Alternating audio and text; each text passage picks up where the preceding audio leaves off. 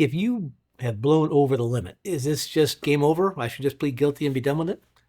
Well, the answer is no, because your test results in and of themselves aren't the only thing at play here. The breath test machine and the breath test protocol is very exact. There's a number of very specific things an officer has to do in the right sequence in order to get a valid test result. So part of the attorney's job is to go through not just the reports, but ideally the implied consent hearing. This is one of the reasons we use an implied consent hearing as discovery, because that's how we learn that the officer did what they were supposed to in a proper sequence.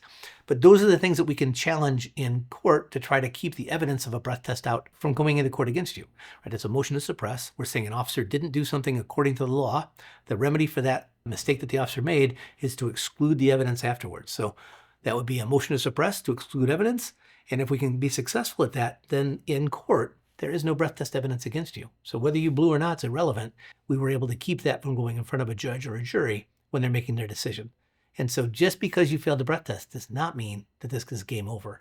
It does mean you need the help of a good attorney. So blood alcohol content is one of the main ways that the state can try to prove a DUI case against somebody. As we just talked about, there's some very real ways to challenge the evidence, though. Just because it exists doesn't mean it comes in against you at court.